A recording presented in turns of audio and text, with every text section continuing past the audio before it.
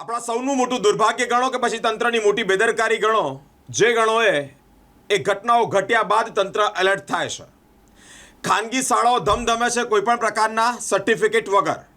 Structure stability certificate માટે પાલિકાએ અલગ અલગ ખાનગી શાળાઓને નોટિસ ફટકારી હતી. આજે ટાઉન પ્લાનિંગ વિભાગ એટલે કે કોર્પોરેશનનો ટાઉન પ્લાનિંગ વિભાગ અલગ અલગ ખાનગી શાળાઓમાં ત્રાટક્યું છે અને સર્ટિફિકેટ ચેક કરી રહ્યું છે. લગભગ ઘણી બધી 14 જેટલી શાળાઓને નોટિસ પણ ફટકારી હતી, જેમાંથી 11 જેટલી શાળાઓએ સર્ટિફિકેટ જમા કરાવ્યું. 3 જેટલી શાળાઓએ હજી સુધી આ સર્ટિફિકેટ જમા નથી કરાવ્યું. 7 જેટલી ખાનગી શાળાઓને સ્ટ્રક્ચર સ્ટેબિલિટી સર્ટિફિકેટ ન હોવાથી સીલ પણ કરવામાં આવ્યું છે. વડોદરા શહેરમાં જેટલી પણ ખાનગી શાળાઓ જે ધમધમે છે, સ્ટ્રક્ચર સ્ટેબિલિટી સર્ટિફિકેટ ત્યાં ટાઉન પ્લાનિંગ વિભાગે ચેક કર્યા છે અને જેમની પાસે નથી તેવી અનેક શાળાઓને સીલ પણ કરવામાં આવી છે. તમામ બાબતે તંત્ર મોડું જાગ્યું છે, પરંતુ જાગ્યું છે એ નારાયણ સ્કૂલ જેનો સ્લેબ ધરાશાતા ઘણા બધા વિદ્યાર્થીઓને ઈજાઓ થઈ અને ત્યારબાદ તંત્ર જાગ્યું છે. સફાળું જાગતાની સાથે જ અલગ અલગ જે ખાનગી શાળાઓ છે તેના સર્ટિફિકેટ ચેક કરવામાં આવ્યા છે. આ જે સ્કૂલો બધી ચાલે છે વડોદરા શહેરમાં, એમાં અમે લોકોએ આ સ્ટ્રક્ચર સેફ્ટીને ધ્યાનમાં રાખીને સ્કૂલોને નોટિસ આપી હતી. એ સ્કૂલોની નોટિસ આપ્યા પછી એ સ્કૂલો બધી જેટલી સ્કૂલો હતી એમણે પોતાના સ્ટ્રક્ચર સ્ટેબિલિટી સર્ટિફિકેટ અત્રે રજૂ કર્યા.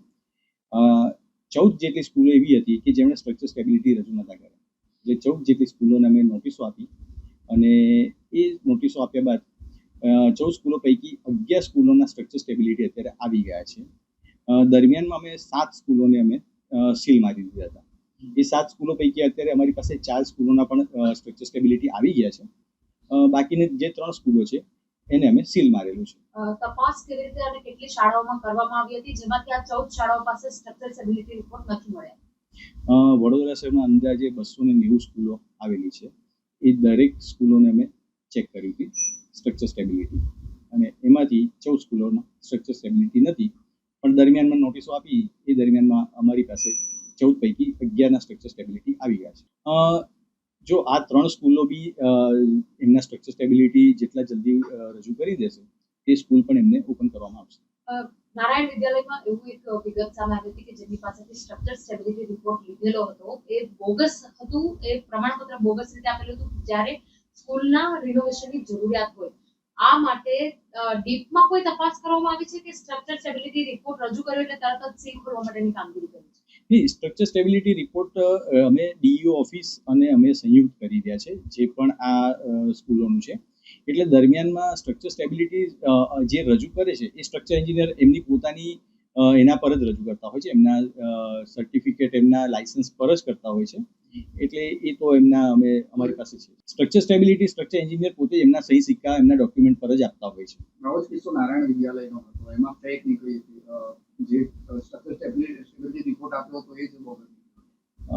એની કોઈ હમણાં મારી પાસે હાલમાં કોઈ માહિતી નથી અને આ અમે અમારી રીતે ચેક કરાવી દીધું. અચ્છા, આ પ્રકારે જે રીતે 14 શાળાઓમાંથી આપણા જે સ્ટ્રક્ચર સ્ટેબિલિટી રિપોર્ટ મળ્યો છે, અનાયાસે કોઈ ઘટના બની જાય તો જે તે સાઇન કરીને આપનાર એજન્સી હોય કે કોઈ પણ જવાબદાર રહેશે? એ સ્ટ્રક્ચર એન્જિનિયરની જવાબદારી રહે છે એમાં, અને જે પણ સ્કૂલ સંચાલક હોય છે એમની પણ જવાબદારી રહે છે. આમાં આપણે ઇન્ક્વાયરી કરાવીશું, આપણી જવાબદારી બને છે આમાં? નહીં, સ્ટ્રક્ચર એન્જિનિયરની જવાબદારી અને સ્કૂલ સંચાલકની જ જવાબદારી છે. એ લોકો આની તપાસ કરીને જ આપણને આપતા હોય છે. એ લોકો એમની પોતાની જવાબદારીથી જ આપતા હોય છે. અચ્છા, નારાયણ વિદ્યાલયનું અત્યારનું શું સ્ટેટસ છે? નારાયણ સ્કૂલને અત્યારે અમે લોકોએ એ સ્ટ્રક્ચર સ્ટેબિલિટી માટે જ એમને કહ્યું છે કે તમે કરાવી લો, અને જેઓ સબમિટ કરશે એટલે અમે પછી એને પણ અમે કરી દઈશું.